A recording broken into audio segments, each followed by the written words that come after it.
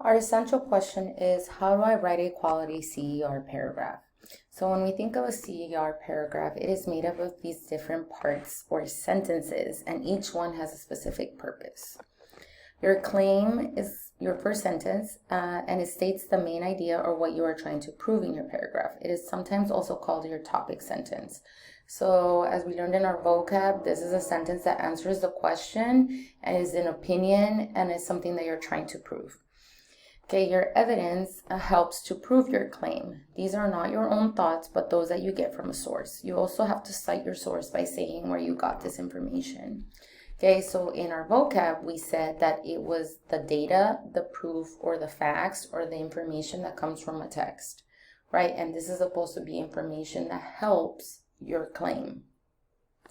Your reasoning should be at least 2 sentences. Okay, your reasoning elaborates on or analyzes your evidence. This is where you add your own ideas and explain how your evidence supports the claim. So your reasoning is your explanation or your connection that you're making, and these are ideas that are coming from your own brain, right? And these are your own original thoughts, okay? And the purpose of these is to show how your evidence proves your claim, right? So this is like where you have to be explaining in a convincing way. Okay, the last sentence is the concluding sentence, and this wraps up your paragraph by restating your topic in different words, and you're making a connection to the bigger world.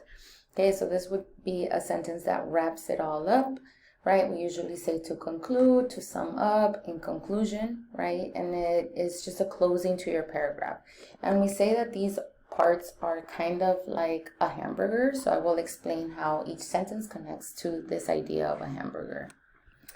So first you have your claim, and your claim is a sentence that should answer the question or the prompt.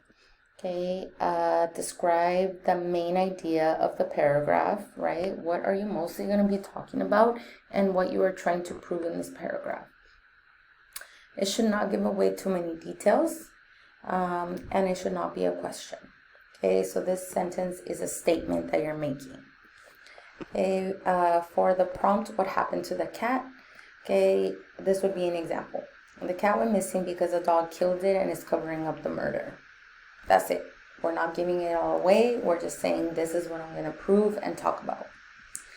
So in a hamburger, this would be like the top bun because it's the first sentence that you write. It's the top of it. It's the thing that we see first. When we open a burger, we see the bun. Okay. Evidence. A quality evidence should be specific. It should include details about the context or direct quotes. It should not be vague or general sentences. It should be relevant, so it supports your topic sentence and answers the question or prompt. It should be significant. These should be key events or factual information or quotes that strongly support your claim. These should not be opinions from the text. And it should be cited. You use the author's name or the title of the text or the document number or wherever it is this information comes from. So example would be, so for example, in the Doritos commercial, the dog is seen digging in the dirt and burying the cat's collar with the name tag. He then offers the man Doritos to keep quiet about it.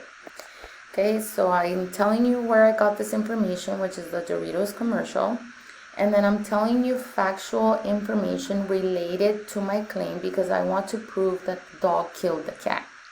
Okay, and all this information is factual because it's what we know and what we saw happened. I'm not telling you anything that I think about it at this point. So we look at our evidence, this would be like the meat, right? Like the meat of our burger, the thing that's going to make it juicy and delicious, okay? Your reasoning. Are quality reasoning sentences. You should be adding your own original ideas. These should not be repetitive. They should be at least 2 sentences long, and they should connect your evidence to your claim. Okay, this is where you have to give me thoughts from your own brain, not the text. What do you think, right? What is your explanation? What connections are you making? How does this show or prove your claim, right? How does it connect to your evidence? How does it connect to your claim? Okay, this is where you have to give us the convincing part, right? Because you can't just give us like data or facts without explaining them. So for example, the missing cat poster leads us to believe that the dog got rid of the cat out of dislike. When someone is murdered, the body is usually hidden. If there are witnesses to the crime, they are often bribed to keep quiet. The dog might have done this so that it would be the only pet in the family. So I'm explaining that the dog does not like the cat. So he wants to be the favorite pet. And he probably did it because he's trying to bribe the man to stay quiet. Okay? So that would be your reasoning. In your burger, this would be all the fun toppings that make the burger unique, right? Some of you like tomatoes, some of you like lettuce, some of you like sauce, some of you like onions, no onions, right? Everybody's gonna have different preferences, and that's what makes your paragraph interesting, because we're all unique and original in our thinking, right? So these are the toppings that are gonna make your burger different from somebody else's burger and make it delicious, because I'm gonna love reading your ideas. Okay, the last one is the concluding sentence. This sentence should restate the claim, but it should not use the exact same words. It should not start with "this is why," and you should be looking at your claim and see what you can do to change the words a bit.